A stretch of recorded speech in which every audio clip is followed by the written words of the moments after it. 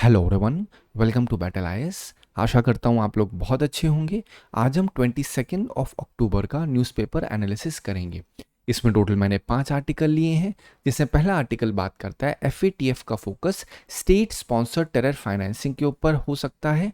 यहाँ पे आपको मैं बताऊंगा एफएटीएफ क्या है और इंडिया का क्या स्टैंड है जो अभी बैठक होने वाली है एफएटीएफ की। फिर मैं आपको एफएटीएफ के बारे में बताऊंगा ये है क्या, किस तरीके से काम करता है और किस तरीके से एफएटीएफ टेररिस्ट ऑर्गेनाइजेशन और जो टेरर फाइनेंसिंग होती है इन सब को कॉम्बैट करने में एक बहुत ही अहम रोल प्ले करता है। सेकेंड आर्टिकल बात करता है इंडिया की जो वीक एनवायरमेंटल मॉनिटरिंग है और जो गवर्नेंस क्राइसिस है ये किस तरीके से इंडिया में एयर पोल्यूशन को और ज़्यादा सीवियर करती हैं। यहाँ पे आपको मैं बताऊंगा इन डिटेल कि किस तरीके से ये प्रॉब्लम और ज़्यादा सीवियर होती जा रही है और इन सभी प्रॉब्लम का क्या सोल्यूशन हो सकता है। इसी से कनेक्टेड क्वेश्चन जीएस3 2022 में उठा था। What are the key features of national clean air programme initiated by the government of India. अब स्ट्रेट अप क्वेश्चन बोला है कि भैया आप फीचर्स बताइए नेशनल क्लीन एयर प्रोग्राम के ऊपर, ठीक है। थर्ड आर्टिकल बात करता है इंडेक्स ऑफ 8 कोर इंडस्ट्रीज की ग्रोथ के ऊपर। पहली बात यहाँ पे जो करंट में ग्रोथ हुई है इन 8 कोर सेक्टर्स में उसके ऊपर मैं डिस्कशन करूंगा। फिर मैं आपको बताऊंगा ये होता क्या है index of 8 core industries. Fourth article बात करता है यूएस और ऑस्ट्रेलिया के बीच में डील हुई है क्रिटिकल मिनरल पे।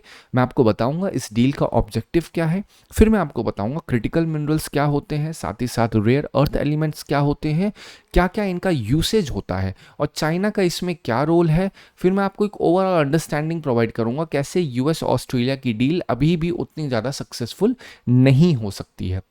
फिफ्थ आर्टिकल बात करता है चमन बॉर्डर के ऊपर। ये पाकिस्तान और अफगानिस्तान के बीच की जो बॉर्डर है उसको रीओपन किया गया है जब से सीज फायर को डिक्लेयर किया गया है। अब यहाँ पे आपको मैं और जो डिफरेंट बॉर्डर्स हैं पाकिस्तान और अफगानिस्तान के बीच में उसके ऊपर भी डिस्कशन करूंगा। इस पूरे आर्टिकल में एक अच्छी खासी अंडरस्टैंडिंग प्रोवाइड करने की कोशिश करूंगा कैसे आप अपने आर्टिकल से करंट से आप कनेक्ट कर सकते हैं स्टैटिक पोर्शन, स्टैटिक से कैसे आप प्रीलिम्स के या मेंस के जो पीवाईक्यूज होते हैं उसको कनेक्ट कर सकते हैं या उन पॉइंट्स को पिक कर सकते हैं। इन पूरे आर्टिकल्स की समरी आप बैटल आईएएस के टेलीग्राम चैनल से डाउनलोड कर सकते हैं। चलिए स्टार्ट करते हैं अपना पहला आर्टिकल। पहला आर्टिकल बात कर रहा है एफएटीएफ में discuss state sponsorship of terrorism. अब ये क्या कह रहे हैं एफएटीएफ में डिस्कस, अभी डिस्कस नहीं हुआ है तो आपको मैं टू द पॉइंट बताता हूँ। ये आर्टिकल एफएटीएफ की बैठक होने वाली है कहाँ पे, पेरिस में।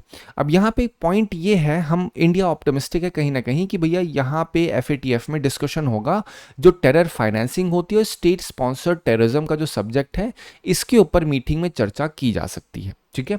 अब यहाँ पे ये चीज़ फोकस और एरिया में आ रही है क्योंकि एफएटीएफ से एक्सपेक्टेशन ये है कि वो स्टेट स्पॉन्सरशिप को एक मेजर मींस ऑफ फंडिंग बता सकता है, बोल सकता है, क्योंकि अभी तक एफएटीएफ ने सारी चीज़ें नहीं बोली हैं। एफएटीएफ ने सिर्फ और सिर्फ कंडेम किया है पहलगाम अटैक को, क्योंकि पहलगाम अटैक जब हुआ था तो उस इंडिया ने स्ट्रेट अवे स्टैंड बोला था, कहा था भैया यहाँ पे जो लश्कर ए तैयबा ऑर्गेनाइजेशन है इसके स्ट्रेट अवे शामिल था और लश्कर ए तैयबा का सपोर्ट कर रही थी कहीं ना कहीं वहाँ की पाकिस्तान गवर्नमेंट। और यही सेम चीज़ एफएटीएफ ने भी कही थी जून में। एफएटीएफ ने कहा कि भैया ये सारे act without financial network impossible है जो पहलगाम पे अटैक हुआ था। और जुलाई में एफएटीएफ ने इस चीज़ को एक्नॉलेज भी किया था कि भैया जो स्टेट स्पॉन्सरशिप है ये कहीं ना कहीं एक लॉन्ग स्टैंडिंग थ्रेट है ग्लोबल पीस का। मतलब एफएटीएफ भी कहीं ना कहीं इस डायरेक्शन में बढ़ रहा है लेकिन फॉर्मली अभी तक नहीं बढ़ा है। तो रिसेंटली इंडिया ने वही सेम चीज़ अच्छे से बढ़ सके तो इंडिया ने क्या किया, इंडिया ने कहा कि भैया पहलगाम अटैक जब हुआ हमने सिंदूर ऑपरेशंस किया, उसमें हमने बहुत सारे टेरर आउटफिट्स के जो इंफ्रास्ट्रक्चर थे उसको पूरी तरीके से तहस नहस कर दिया। लेकिन उसके बाद भी जो लश्कर ए तैयबा थी उसमें जो एनजीओ थी उसमें फंडिंग दोबारा से हुई है। इनका कहना है कि भैया अप्रॉक्सीमेटली 4 करोड़ तक लश्कर ए तैयबा को दोबारा दिया गया है अपने आउटफिट्स को रिकंस्ट्रक्ट करने के लिए, और जो टोटल एस्टिमेटेड कॉस्ट है कहीं ना कहीं 15 करोड़ से ज़्यादा बताई जा रही है। और कॉन्टेक्स्ट क्या दिया जा रहा है, बताया जा रहा है भैया ये सारे पैसे फ्लड रिलीफ फंड में डाले जा रहे हैं पाकिस्तान के द्वारा। तो इंडिया कहना है कि ये सारे जो तरीके हैं इसमें क्या हो रहा है, दिखाया जा रहा है बिल कि भैया हम इस बिल को यूज़ कर रहे हैं फ्लड रिलीफ में, हम इस बिल का यूज़ कर रहे हैं चैरिटी में, लेकिन ये सारा का सारा यूज़ कहाँ पे हो रहा है, टेरर एक्टिविटीज़ में हो रहा है। तो इंडिया कहना है कि भैया एफएटीएफ के द्वारा इस चीज़ को अच्छे तरीके से एक हाईलाइट किया जाना चाहिए। वही पूरा आर्टिकल डिस्कस करता है। मैंने इन शॉर्ट आपको सारी चीज़ें समझा दी हैं। तो पॉइंट उठता है एफएटीएफ क्यों इतना ज़्यादा इंपॉर्टेंट है। तो क्यों के लिए आपको पहले एफएटीएफ पता होना चाहिए। तो एफएटीएफ एक इंडिपेंडेंट इंटर गवर्नमेंटल बॉडी है बेसिकली, जो G7 के द्वारा 1989 में एस्टैब्लिश की गई थी। पेरिस में इसका हेडक्वार्टर है, OECD के द्वारा इसे होस्ट किया जाता है, लेकिन ये इंडिपेंडेंट तरीके से काम करती है। OECD मतलब organisation of economic cooperation and development, लेकिन ये इंडिपेंडेंट फंक्शन करती है। क्या मेन ऑब्जेक्टिव है FATF का? ये ग्लोबल स्टैंडर्ड्स को सेट करती है कि भैया किस तरीके से मनी लॉन्ड्रिंग को कॉम्बैट किया जा सके, टेरर फाइनेंसिंग को कॉम्बैट किया जा सके, और जितनी बड़ी बड़ी ऑर्गेनाइजेशन जैसे UN, IMF, वर्ल्ड बैंक, इन सब के साथ बहुत ही क्लोजली वर्क करती है FATF। तो FATF का इंपॉर्टेंस क्या है? कि ग्लोबल स्टैंडर्ड सेट करे कॉम्बैट क्या करने के लिए, जो आपकी टेरर फाइनेंसिंग है और मनी लॉन्ड्रिंग है। अब मेन रोल क्या है? अब हम लोग क्यों इतना ज़्यादा वरीयता दे रहे हैं? क्योंकि यहाँ पे ये लिस्ट जारी करती, ग्रे और ब्लैक लिस्ट को ये इशू करती है FATF। तो इसका पर्पस क्या होता है? इससे किसी भी कंट्री को अगर ग्रे लिस्ट में डाला गया, ब्लैक लिस्ट में डाला गया, तो उन कंट्री के ऊपर बहुत बड़ा प्रेशर आ जाता है कि भैया उन्हें अपना फाइनेंशियल सिस्टम जो ओपेक कर रखा है, या ऐसा उन्होंने अगर फाइनेंशियल स्ट्रक्चर बनाया होगा जिस फाइनेंशियल स्ट्रक्चर से बिल कुछ और दिखाया जा रहा है, उस बिल के बिहाफ पे जो सर्विसेज हो रही हैं वो कंप्लीटली डिफरेंट है, मतलब टेरर एक्टिविटीज़ हैं, मनी लॉन्ड्रिंग है। तो उससे ये चीज़ अवॉइड करने के लिए FATF क्या करता है? कंट्रीज को डाल देता है इस लिस्ट में, और इसको डालने से क्या होता है? कंट्री के ऊपर प्रेशर बन जाता है। ठीक है, तो ये बेसिकली FATF की बेसिक इंफॉर्मेशन है। अब यहाँ पे दो चीज़ है, ग्रे लिस्ट और ब्लैक लिस्ट। तो ग्रे लिस्ट में क्या है? अगर कंट्रीज जो कि जिन पे FATF को लगता है कि भैया इनमें बहुत सारी स्ट्रैटेजिक डेफिशिएंसी है और इनको अपनी ये सारे एक्शंस लेने होंगे अगर मनी लॉन्ड्रिंग को प्रिवेंट करना होगा, लेकिन साथ ही साथ ये लोग कोऑपरेट भी कर रहे हैं FATF के साथ, तो उनको ग्रे लिस्ट में डाला जाएगा। मतलब आसान सी भाषा में समझो कि इसमें थोड़ी बहुत एक कंट्री में दिक्कतें हैं कि उन्हें पता है कि यार ये एक्टिविटीज़ कहीं ना कहीं टेरर एक्टिविटीज़ में जा सकती हैं, टेरर फाइनेंसिंग में जा सकती हैं, लेकिन वो कंट्री कोऑपरेट कर रही है FATF के साथ कि उन्हें अपना फाइनेंशियल स्ट्रक्चर इंप्रूव करना है, तो वो ग्रे लिस्ट में डालती है FATF। ठीक है, अभी आप नोटिस क्या होगा, पाकिस्तान को ग्रे लिस्ट में डाला गया था, लेकिन फिर आगे चल के उसको हटा दिया गया। ब्लैक लिस्ट क्या होता है? ब्लैक लिस्ट का मतलब ये है कि भैया कंट्रीज को ब्लैक लिस्ट में डाला गया, इसका मतलब ये वो कंट्री बिल्कुल भी एक्शन ले ही नहीं रही है, ना ही मनी लॉन्ड्रिंग को कर्ब करने का, ना ही टेरर फाइनेंसिंग को रोकने का, और ना ही वो कोऑपरेट कर रही है FATF के साथ कि वो थोड़ा बहुत एक्शन ले सके इन सब चीज़ों को सुधारने का, तब वो ब्लैक लिस्ट में डाल दिया जाता है। और इससे क्या होता है? स्ट्रिक्ट इंटरनेशनल सैंक्शंस लगते हैं। एग्जाम्पल में जैसे नॉर्थ कोरिया और ईरान में, ये सारे क्या एग्जाम्पल्स हैं ब्लैक लिस्ट वाले। अब आपको पता क्या होना चाहिए, जब कभी किसी ने ग्रे लिस्ट में डाल दिया तो इतना इंपॉर्टेंट क्यों है? अगर कभी किसी कंट्री को ग्रे या ब्लैक लिस्ट में डाल दिया गया FATF के द्वारा, तो होगा क्या? तो इससे ये होगा, सबसे पहली चीज इकोनॉमिक क्या होती है? पैसा। तो जो FDI है वो आना कहीं ना कहीं इंपैक्ट हो जाएगा। आप सोच के देखिए, क्या कभी आप किसी ऐसी कंट्री में इन्वेस्टमेंट करेंगे जहां आपको पता लगेगा कि भैया यहाँ पे जो पैसा मैं डाल रहा हूँ वो पैसे की या तो मनी लॉन्ड्रिंग हो रही है या तो उससे टेरर फाइनेंसिंग हो रही है? तो इससे कंट्री को बहुत नुकसान होता है। इस वजह से FATF का रोल बहुत ही अहम हो जाता है। तो अब स्ट्रेट अभी क्वेश्चन उठता है मेंस के लिए, FATF किस तरीके से टेररिज्म को कॉम्बैट करने में मदद करता है? पहली चीज क्या है? FATF ट्रैक करता है कि टेरर फाइनेंसिंग कैसे हो रही है। ठीक है, दूसरी चीज क्या है? जो ग्लोबली वो ब्लैक लिस्ट और ग्रे लिस्ट करता है, इससे क्या होगा? टेररिज्म कहीं ना कहीं कॉम्बैट होगा। ऑब्वियस सी बात है, अगर पाकिस्तान को उठा के ग्रे लिस्ट में डाला तो पाकिस्तान में कहीं ना कहीं FDI आना बंद होगा। FDI आना बंद होगा तो वहाँ के जो लोकल ट्रेडर्स होंगे वो खुद सोचेंगे यार ये काम तो नहीं होना चाहिए, क्योंकि यहाँ पे हमारा पैसा कहीं ना कहीं टेरर फाइनेंसिंग में हो रहा है। तो इस वजह से ग्रे लिस्ट और ब्लैक लिस्ट का सहारा लेती है FATF। ये कंप्लायंस की मॉनिटरिंग करते हैं कि जो आपके लॉस FATF बना रही है, स्टैंडर्ड्स FATF बना रही है, क्या उसको अच्छे तरीके से फॉलो किया जा रहा है, और वो लोग बहुत ही स्टैंडर्डाइज होते हैं, मतलब ऐसे होते हैं इसमें ट्रांसपेरेंसी मेंटेन है या नहीं है। इंफॉर्मेशन शेयरिंग होती है यहाँ पे इंटरनेशनल लेवल पे, और साथ ही साथ इंटरनेशनल कोऑपरेशन केवल एक कंट्रीज के बीच नहीं बल्कि इंटेलिजेंस, लॉ इन्फोर्समेंट, इन सब का आपस में कोऑपरेशन और कोऑर्डिनेशन होता है। पॉलिसी का रेगुलेशन करते हैं, वो रिकमेंडेशंस देते हैं कंट्रीज को कि भैया आपको कौन कौन से एक्शंस लेने होंगे जिससे आपकी कंट्री में टेरर फाइनेंसिंग रिड्यूस हो सके। तो ये सारे तरीके हैं जो FATF यूज करता है टू कॉम्बैट आपका टेररिज्म। यहीं पे नेमिंग एंड शेमिंग भी होता है, पब्लिकली एक्सपोज हो जाएगा कोई कंट्री कि भैया ये सारी कंट्रीज में टेरर फाइनेंसिंग हो रही है, तो ऑब्वियस सी बात है पब्लिकली नेम होगा तो शेमिंग भी होगी नहीं। तो ये सारे क्या है? ये सारे तरीके हैं जो FATF यूज करती है कॉम्बैट करने के लिए टेररिज्म को। ठीक है, चलो अब यहाँ पे क्वेश्चन है, with reference to FATF grey list consider the following statement, these are countries that have in the assessment of the FATF fail to prevent money laundering and terror financing. तो ये चीज क्या है? This is right, absolutely. At present Pakistan has been remained in the FATF grey list for the 5th consecutive year. तो ये statement गलत है, पाकिस्तान को हटा दिया गया था। ठीक है, तो यहाँ पे only one is the right. चलो हम लोग बात करते हैं नेक्स्ट आर्टिकल पे। नेक्स्ट आर्टिकल एक एडिटोरियल है जहाँ पे दो प्रॉब्लम। पहली चीज़ तो जो एनवायरनमेंट में मॉनिटरिंग हो रही है, जैसे मॉनिटर किया जा रहा है कि एयर मॉनिटर हो रही है और डिफरेंट डिफरेंट चीज़ों को जो एक तरीके से मेजर किया जा रहा है वो कितना वीक है, साथ ही साथ क्या गवर्नेंस की क्राइसिस हैं। तो यहाँ पे वही चीज़ बात करती है कि दिल्ली का जो real time air pollution network है, लखनऊ का national ambient noise monitoring network है, ये सारे के सारे नेटवर्क को इस एडिटोरियल में कहा गया है कि भैया ये सारे एक तरीके से फेलियर है। यहाँ पे साइंटिफिक और गवर्नेंस का फेलियर है। इससे क्या हो रहा है, पब्लिक ट्रस्ट और इंटरनेशनल क्रेडिबिलिटी कहीं ना कहीं इरोड हो रही है या कम हो रही है। ठीक है, आर्टिकल की शुरुआत कैसे हुई है? पहली चीज तो क्या है, यहाँ पे कौन जो गवर्नमेंट के द्वारा लॉन्च किए गए डिफरेंट डिफरेंट सिस्टम्स हैं, दिल्ली वाला, लखनऊ वाला, इसको क्यों साइंटिफिक और गवर्नेंस फेलियर कहा गया और कैसे पब्लिक ट्रस्ट इसमें हट रहा है, तो मैं इसी के ऊपर बात करूंगा। तो पहली चीज डिस्कस करता हूं, what are the challenges in India's environmental monitoring. पहली चीज तो क्या है, मॉनिटर करने के लिए क्या होता है, अगर आपके पास एयर को मॉनिटर करना है तो क्या लगते हैं, सेंसर लगते हैं। तो एडिटोरियल में कहना है कि भाई यहाँ पे सेंसर्स जो लगाए गए हैं दिल्ली में या लखनऊ में, ये सारे फॉल्टी सेंसर्स हैं। इसमें गलत जगह पे प्लेस किया गया, कुछ सेंसर उठा के जैसे लगा दिए पेड़ों के पास, पेड़ों के नीचे लगा दिए।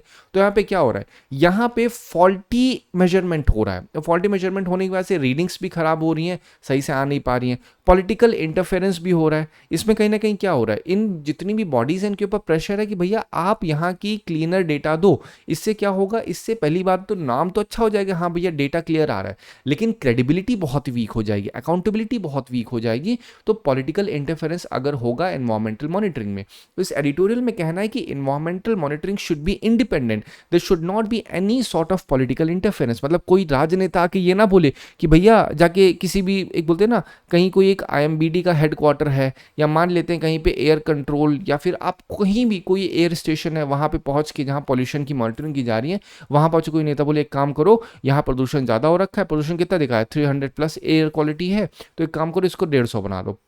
तो इसको क्या बोलेंगे, इसको हम लोग कहेंगे पॉलिटिकल इंटरफेरेंस। फिर क्या, आउटडेटेड रूल्स, ये भी एक रीजन है। नॉइस पोल्यूशन रूल 2000 जो है वो WHO की स्टैंडर्ड से बहुत नीचे हैं और बहुत ही पुअरली एनफोर्स होते हैं। पहली बात तो स्टैंडर्ड बहुत लो है, और जो लो है स्टैंडर्ड, उस लो स्टैंडर्ड वाले रूल का भी एनफोर्समेंट बहुत कम है। तो ये सारे क्या है, ये सारे चैलेंजेस हैं जो इन्वायरमेंटल मॉनिटरिंग में है इंडिया की। फिर कोई भी इंडिपेंडेंट ऑडिट नहीं है, डेटा को कभी भी वेरीफाई जनरली नहीं किया जाता न्यूट्रल एक्सपर्ट्स के द्वारा। ट्रांसपेरेंसी बहुत ही लैक करती है, हेल्थ को इग्नोर कर दिया जाता है। जब मिसलीडिंग डेटा को, बोलते हैं ना, डेटा को मिसलीड किया जाएगा और ओरिजिनल डेटा को हाइड किया जाएगा, इससे कहीं ना कहीं सिटीजन की ओरिजिनल हेल्थ पे इम्पैक्ट पड़ेगा। तो ग्लोबल क्रेडिबिलिटी लॉस भी होगा। तो इससे क्या होगा, अगर कभी भी इंटरनेशनल लेवल पे बात पता चलेगी कि भैया इंडिया में ये जो मॉनिटरिंग हो रही है डेटा की, या जो डिफरेंट डिफरेंट स्टेशंस पब्लिश कर रहे हैं इन डेटा को, वो डेटा कहीं ना कहीं इनऑथेंटिक है या उतनी ज़्यादा उसमें क्रेडिबिलिटी नहीं, तो हमारी ग्लोबल इमेज भी कहीं ना कहीं इम्पैक्ट होगी, और ग्लोबल इन्वायरमेंटल एग्रीमेंट्स भी उसके अंदर कहीं ना कहीं इम्पैक्ट हो जाएंगे। तो ये सारे चैलेंजेस हैं। अब इसका सोल्यूशन क्या है? सोल्यूशन पहला क्या है, मैंने हमेशा क्या है, solution should always be vice versa of the problem. तो पहला कहा, साइंटिफिक मॉनिटरिंग होनी चाहिए। यहाँ पे सेंसर्स को प्रॉपरली इंश्योर करना पड़ेगा कि वो सही जहाँ पे इंस्टॉल्ड हों, और उनको रेगुलर लेवल पे चेक करना होगा। इंडिपेंडेंट ऑडिटिंग होनी चाहिए, लॉस को अपडेट करना चाहिए WHO के स्टैंडर्ड के द्वारा, ट्रांसपेरेंट और ओपन डेटा होना चाहिए, सिटीजन और जुडिशियल ओवरसाइट होना चाहिए। ये नहीं होना चाहिए कि भैया पब्लिक को सिर्फ डेटा दिया जा रहा है, पब्लिक को इन्वॉल्व करना होगा कि पब्लिक के सामने भी अकाउंटेबिलिटी होनी चाहिए जो डेटा डाला जा रहा है। साथ ही साथ जो पॉलिसीज हैं वो हेल्थ बेस्ड पॉलिसी होनी चाहिए, जिससे data as it is accurate हो, उससे पब्लिक की हेल्थ भी प्रोटेक्ट हो सके। तो ये सारे क्या है, ये सारे सोल्यूशंस हैं। अब यहाँ पे एक क्वेश्चन है मींस का, weak environmental monitoring undermines both policy credibility and public health in India. ये एग्जैक्टली इसी आर्टिकल के ऊपर क्वेश्चन है। Discuss the challenges and suggest measures to strengthen environmental data governance. अब यहाँ पे क्या है, पहली चीज तो इन्होंने एक स्ट्रेट अवे लाइन लिखी है, ठीक है, और उसके बाद मैंने लिखा है डिस्कस करिए चैलेंजेस और सजेस्टमेंट। तो चैलेंजेस में आपको यही सारे चैलेंजेस लिखने हैं, क्या क्या चैलेंजेस हैं एनवायरमेंटल मॉनिटरिंग में और उसके सॉल्यूशंस क्या क्या हैं। तो ये तरीका है इस पूरे क्वेश्चन को अप्रोच करने का, ठीक है। चलो नेक्स्ट आर्टिकल बात करता है बेसिकली किसी के ऊपर, जो कोर सेक्टर की ग्रोथ है। तो यहाँ आर्टिकल कह रहा है कि भैया जो कोर सेक्टर हैं उनमें कहीं ना कहीं क्या हुआ है, जो उनकी ग्रोथ है वो लो हुई है 3%। तो क्या हो रहा है यहाँ पे, जो इंडेक्स है पर्टिकुलरली 8 कोर इंडस्ट्रीज के, सितंबर के महीने में वो 3% ही ग्रो हुए हैं, और ये कहीं ना कहीं क्या है, ये लो बताया जाए, 3 मंथ के लो पे हैं। अब क्वेश्चन उठा है sir what is this index of 8 core industries, तो उसके लिए आपको पता होना चाहिए इंडेक्स ऑफ इंडस्ट्रियल प्रोडक्शन क्या होता है। इसका मतलब क्या होता है, यहाँ इंडेक्स का मतलब क्या होता है, इंडेक्स मतलब लिस्ट। तो जो इंडस्ट्रीज हैं इंडिया में, वो इंडस्ट्रीज कितना प्रोडक्शन कर रही हैं, उनकी वॉल्यूम कितनी है प्रोडक्शन करने की, उसी की लिस्ट जब बनाई जाए तो उसे हम लोग कहते हैं इंडेक्स ऑफ इंडस्ट्रियल प्रोडक्शन। जैसे मान लो ये ए इंडस्ट्री है, फिर बी है, सी है, फिर ए ने 10 यूनिट किया, फिर 100 यूनिट के लिए मान लेते, इसने 150 किया, इसने 200 किया, तो ये सब क्या दिखा रहे हैं, ये सब बता रहे इंडेक्स है कि इसने इतना इतना वॉल्यूम में किया। लेकिन मान लेते हैं A to Z है, यहाँ पे लिस्ट है इंडस्ट्रीज की, लेकिन इन A to Z में से 8 ऐसी इंडस्ट्रीज होंगी जो कि 40% वेटेज होगा A to Z में, तो उसी 8 इंडस्ट्रीज को हम लोग कहते हैं 8 कोर इंडस्ट्रीज। और जब उनका इंडेक्स बनाया जाएगा, इंडेक्स मतलब लिस्ट बनाई जाएगी, तो उसको हम लोग कहेंगे इंडेक्स ऑफ 8 कोर इंडस्ट्रीज, जहां पे petroleum, electricity, steel, coal, crude oil, natural gas, cement production, fertiliser सारे आते हैं। इनका परसेंटेज भी आपको दिमाग में रखना होगा कि भैया कौन कौन से कितने परसेंटेज है, असेंडिंग टू डिसेंडिंग ऑर्डर में आपको रखना होगा। जैसे फर्टिलाइजर क्या है सबसे नीचे, फिर सीमेंट, फिर क्या है नेचुरल गैस, फिर क्या है क्रूड, फिर उसके बाद कोल, तो ऐसे करके आपको अपने दिमाग में रखना होगा। क्वेश्चन उठता है इसको पब्लिश कहाँ से होता है। जो इंडेक्स ऑफ इंडस्ट्रियल प्रोडक्शन है ये नेशनल स्टैटिस्टिकल ऑफिस के द्वारा रिलीज किया जाता है। वहीं पे 8 कोर इंडस्ट्रीज जो है ये ऑफिस ऑफ इकोनॉमिक एडवाइजर जो है ministry of commerce and industries में, उनके द्वारा रिलीज किया जाता है मंथली लेवल पे, ठीक है। अब यहाँ पे आपको बता रहे क्या कनेक्शन है आईआईपी और 8 कोर इंडस्ट्रीज के बीच में। तो 8 कोर इंडस्ट्रीज क्या है, ये लीडिंग इंडिकेटर्स होते हैं पूरे आईआईपी के, मतलब इंडेक्स ऑफ इंडस्ट्रियल प्रोडक्शन के, क्योंकि यहाँ पे 40% जो A to Z इंडस्ट्रीज है, 40% किसका रोल है, 8 कोर का है। तो ऑब्वियस सी बात है बाकी 60% कौन से होंगे, बाकी 60% जनरल वाले होंगे, ठीक है। बेनिफिट क्या होगा दोनों को मॉनिटर करने का, पहली चीज तो ये है पॉइंट, कुछ एक चैलेंज भी पेश होता है हमारे सामने। चैलेंज ये आता है कि जो आपकी 8 कोर इंडस्ट्रीज है इसको अलग बॉडी रिलीज कर रही है, और इंडेक्स ऑफ इंडस्ट्रियल प्रोडक्शन जो है इसको अलग बॉडी कर रही है। तो अक्सर कहा जाता है कि इसमें प्रॉब्लम बहुत हो जाती है, डेटा मिसमैच होता है, सही से पब्लिशमेंट नहीं हो पाता है। इस वजह से कहा जा रहा है कि भैया दोनों को हमें एक साथ मॉनिटर करना होगा, ताकि डेटा को सही तरीके से रिलीज किया जा सके अथॉरिटीज के द्वारा, और जो भी कवरेज रह गया है 8 कोर इंडस्ट्रीज में उनको और अच्छे से इंक्लूड करना होगा, ठीक है। ये सिर्फ अपने मेंस के लिए आप थोड़ा सा एक बार पढ़ोगे आपको आइडिया लग जाएगा। मैंने बेसिक आपको आईआईपी के बारे में बता दिया, इंडेक्स ऑफ 8 कोर इंडस्ट्रीज के बारे में बता दिया। ये क्वेश्चन है, ये आपका होमवर्क है, आप खुद से पढ़िए, आपको डेफिनेटली समझ में आ जाएगा बहुत ही आसानी से, ठीक है। क्या कह रहे हैं, in India the overall index of industrial production, the क्या कह रहे हैं, the indices of 8 core industries have a combined weight of 37.90, ये 2012 के हिसाब से बताया गया, ठीक है। Which of the following are among those 8 core industries, ठीक है। तो अब यहाँ पे आप नोटिस करोगे cement, fertiliser, natural gas, refinery, textile. आप सोचो क्या टेक्सटाइल यहाँ पे है, पूरे में कहीं टेक्सटाइल लिखा है, नहीं लिखा है। क्या रिफाइनरी प्रोडक्ट लिखा है, आप नोटिस करोगे रिफाइनरी प्रोडक्ट, ये रहा रिफाइनरी प्रोडक्ट। नेचुरल गैस है, आप नोटिस करो नेचुरल गैस है। फर्टिलाइजर है, आप ध्यान दो यहाँ, ये रहा फर्टिलाइजर। तो यहाँ पे 5 गलत हो गया, 5 गलत हो गया, बाकी सारे तो सही है ना। फिर अगर 5 गलत हो गया तो सही क्या है, 1 2 3 4 इज द राइट वन। चलो 2015 का सवाल देखिए, in the index of 8 core industries which one of the following is given highest weightage. तो अब आप यहाँ आपका होमवर्क है, आप खुद से करिए इसको। आप देखिए कोल का क्या है, इलेक्ट्रिसिटी क्या है, फर्टिलाइजर, स्टील क्या है, किसका सबसे ज्यादा है। बगल में मैंने आपके लिए पूरी आंसर शीट डाल दी, आप खुद से इसको सॉल्व करिएगा। चलो अब बात करते हैं नेक्स्ट आर्टिकल पर। नेक्स्ट आर्टिकल बात करता है चमन बॉर्डर के ऊपर, जो इसको रीओपन किया गया है आफ्टर सीज फायर। तो अभी आपको पता होगा अफगानिस्तान और पाकिस्तान के बीच में क्राइसिस चल रही थी, जहां पे अफगानिस्तान की तरफ से और पाकिस्तान की दोनों तरफ से शेलिंग हुई थी, काफी लोग मारे भी गए थे। लेकिन फाइनली यहाँ पे सीज फायर डिक्लेयर कर दिया गया है, और ये करने के बाद क्या हुआ है, इस चमन बॉर्डर को दोबारा से खोला गया है, रीओपन किया गया है। और अब धीरे धीरे यहाँ पे कंटेनर्स जो कराची पोर्ट के लिए स्ट्रैंडेड थे, जिनको जहां तक कराची पोर्ट, अब वहां से वो लोग निकलना स्टार्ट हो चुके हैं, ठीक है। बस इतना सा आर्टिकल है, लेकिन आपको पता होना चाहिए प्लेसेस इन न्यूज़ पे चमन बॉर्डर के ऊपर। साथ ही साथ आपको पता होना चाहिए और दूसरे प्रोविंस है जिसे कुनार और नानघर प्रोविंस कहते हैं। अब यहाँ पे इसका रेफरेंस क्या है, अभी आपने नोटिस किया होगा अफगानिस्तान में एक अर्थक्वेक आया था, तो अर्थक्वेक आया था वो इसी प्रोविंस में था, कुनार और नानघर प्रोविंस में आया हुआ था। और यहीं पे इसी रीजन में एक बहुत ही मेजर क्रॉसिंग है जिसको हम कहते हैं तोरखम बॉर्डर कहते हैं। आप थोड़ा ध्यान देंगे, ये रहा क्या, ये रहा तोरखम और ये रहा आपका कुनार, ठीक है। तोरखम जो है, तोरखम कुछ और नहीं बल्कि नानघर ही है, ये जो देख रहे हैं नानघर, ये नानघर ये कुनार, तो पाकिस्तान वाला जिससे कनेक्टिविटी लाइन है वो यहीं पे है। यहीं पे अर्थक्वेक वाली न्यूज़ थी जो मैंने आपको अच्छे से समझाई थी। आपको इतना ही पता होना चाहिए, ये की बॉर्डर लिंक है अफगानिस्तान के नानघर और पाकिस्तान के खैबर पख्तूनख्वा में। मेजर रूट होता है रेफ्यूजी का, ट्रेड का और एड मूवमेंट का। आपको 3 चीज़ पता होनी चाहिए, एक मैंने क्या बताया आपको, चमन बॉर्डर, दूसरी क्या है नानघर और आपका कुनार प्रोविंस, तीसरा है तोरखम बॉर्डर, ठीक है। ये सारे पॉइंट्स आपको पता होना चाहिए। प्लेसेस इन न्यूज़ पे एज इट इज डायरेक्टली आपसे पूछा आ सकता है कि ये बॉर्डर कहाँ पे है, ठीक है। चलो अब हम आते हैं नेक्स्ट आर्टिकल पे। नेक्स्ट आर्टिकल बात करता है यूएस ऑस्ट्रेलिया के बीच में क्रिटिकल मिनरल के ऊपर डील हुई है। तो हुआ क्या है, यूएसए ऑस्ट्रेलिया ने डील किया कि भैया हम लोग 3 बिलियन तक इन्वेस्टमेंट करेंगे माइनिंग और प्रोसेसिंग प्रोजेक्ट में, जिससे हम प्राइस फ्लोर को डिसाइड कर सकें। प्राइस फ्लोर का मतलब क्या है कि अगर कभी भी चाइना से कोई एक मटेरियल आ रहा है, उसकी प्राइसेस चाइना ने बढ़ा दी है, तो हम वो डिसाइड करेंगे प्राइस की, चाइना वाला प्रोडक्ट जब हमारी कंट्री में आएगा तो कितने प्राइस पे बिकना है उसको। तो साथ ही साथ ये तो हमारा फर्स्ट स्टेप हुआ, मतलब यूएसए और ऑस्ट्रेलिया का फर्स्ट स्टेप ये हुआ।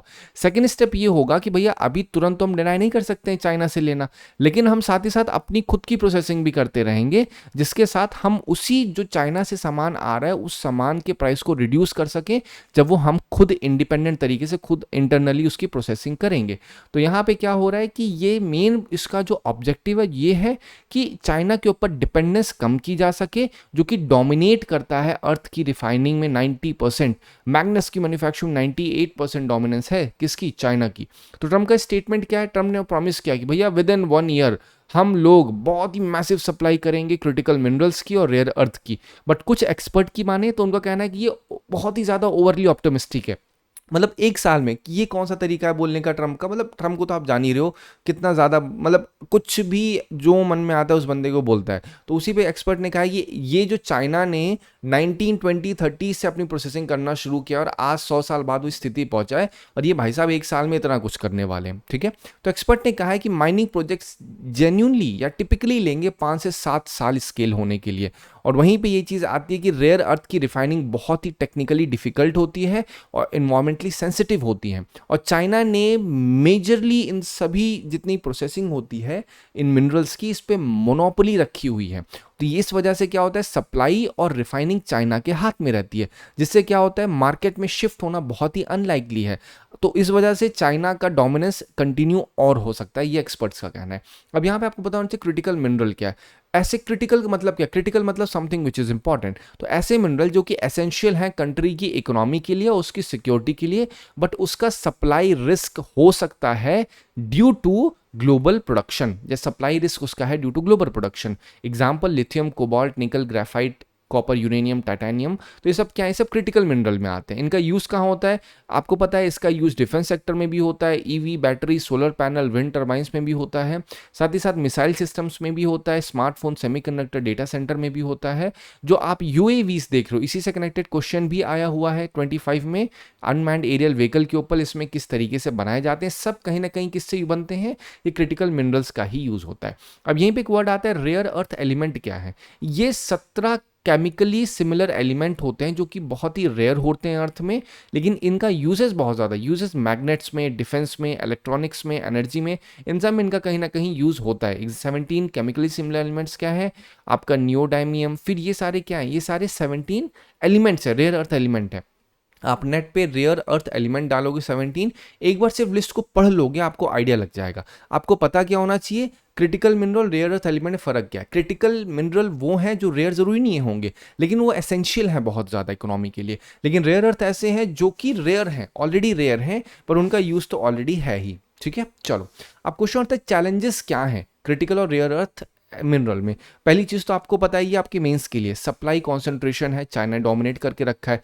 टेक्निकल डिफिकल्टी है, एक्सट्रैक्ट करना मिनरल को, जो क्रिटिकल होते हैं और जो रेयर अर्थ होते हैं उनको एक्सट्रैक्ट और रिफाइन करना बहुत ही कॉस्टली है और बहुत ही कॉम्प्लेक्स है, इन्वायरमेंटली हार्मफुल भी होता है। इन्वायरमेंट कंसर्न्स तो आपको ऑलरेडी बता दें, जियोपॉलिटिकल रिस्क भी है इसमें, ट्रेड टेंशंस और ज़्यादा डिस्टर्ब्स हो सकती हैं अगर सप्लाई चेन पे इम्पैक्ट होगा। जिस तरीके से चाइना ने क्या किया, चाइना ने एक्सपोर्ट पे कर्ब लगा दिया। जो चाइना का अभी तक वो क्रिटिकल एलिमेंट्स को या फिर रेयर अर्थ एलिमेंट को एक्सपोर्ट कर रही थी, लेकिन चाइना क्या कहा, भैया अब हम एक्सपोर्ट उतना नहीं कर पाएंगे, और प्राइजेस को बढ़ा दिया। इससे क्या हो गया, इससे जितनी इंडस्ट्रीज जो कंट्रीज डिपेंडेंट है चाइना पे, वो कहीं ना कहीं स्टेक पे आ गए। They started looking for other market. इसी वजह से यूएसए और ऑस्ट्रेलिया ने ये साथ में डील की है। सोल्यूशन क्या है, वही सेम चीज़ है, डाइवर्सिफाई करना है आपको, सप्लाई टेक का इनोवेशन करना होगा, साथ ही साथ जो स्ट्रैटेजिक रिजर्व्स हैं उनको सर्च करके वहां पे धीरे धीरे प्रोसेसिंग स्टार्ट करना होगा, और प्राइस फ्लोर रखना होगा। मतलब मिनिमम, जिस तरह से एमएसपी दी जाती है, यहाँ पे भी आपको मिनिमम प्राइस की गारंटी करना होगा, जिससे प्रोडक्शन की वायबिलिटी हो सके। इंटरनेशनल कोऑपरेशन करना होगा, हर देशों को आपस में एक कोऑर्डिनेशन ऐसा होना चाहिए, कोलैबोरेशन ऐसा होना चाहिए, जिससे टेक, फाइनेंस और साथ ही साथ सप्लाई चेन, ये सारी सारी चीज़ें शेयर की जा सकें। रिसाइकलिंग भी होनी चाहिए। ये केवल नहीं होना चाहिए कि बस क्या किया, अभी ज़रूरत है हमें इस प्रोडक्ट की तो चुपचाप बस सप्लाई चालू कर दी, ऐसा नहीं होना चाहिए। हमें जो चीज़ वेस्ट में जा रही है उसकी रिसाइकलिंग भी करनी होगी, और इसी रिसाइकलिंग से R2 कोड प्रैक्टिसेस भी आता है। ये आप नेट पे डालिएगा R2 कोड, तो आपको दिख जाएगा ये PYQ आया हुआ है एज इट इज। सिर्फ R2 कोड UPSC या R2 कोड PYQ लिखेंगे तो आपको समझ में आए। यहाँ पे क्या है, रिसाइकलिंग के ऊपर बात की जाती है। साथ ही साथ पॉलिसी और रेगुलेटरी सपोर्ट भी देना होगा, जिससे प्राइवेट इन्वेस्टमेंट हो सके, और गवर्नमेंट का जो इन्वायरमेंटल कॉम्प्लायंसेस होते हैं वो भी और अच्छे तरीके से एंश्योर किया जा सके। 2012 में क्वेश्चन था, आप खुद से एक बार इसको देखिए। Recently there has been concern over the short supply of group of element called rare earth metals, why. ठीक है, अब यहाँ पे अगर आप देखोगे सेकंड स्टेटमेंट क्या कह रहा है, other than China, Australia, Canada and Chile, these elements are not found in any country. और यूपीएससी का ट्रैप अक्सर ये होता है, वो ऐसे लिख देते हैं ये यहाँ के अलावा कहीं और नहीं पाए जाते। लेकिन नेचर के बारे में सोचो, नेचर में क्या कभी ऐसा लिखा जाएगा कि भैया ये पर्टिकुलर चीज केवल इसी कंट्री में होगी? नहीं। तो UPSC would not right this statement. Second statement आपका गलत हो जाता है। सेकंड गलत है। अगर आप इसको थोड़ा और ध्यान से पढ़ोगे तो यहाँ पे फर्स्ट स्टेटमेंट सही है, क्योंकि China is the largest producer. फिर जो आपका थर्ड स्टेटमेंट है वो कह रहा है rare earth metals are essential for manufacture of various kinds of electronic items and there is growing demand for these elements. आप खुद सोच के दो, क्या ये सही है? Absolutely this is right. तो C is the right one. I hope आपको इस आर्टिकल से मदद मिली होगी। Thank you so much for watching this video.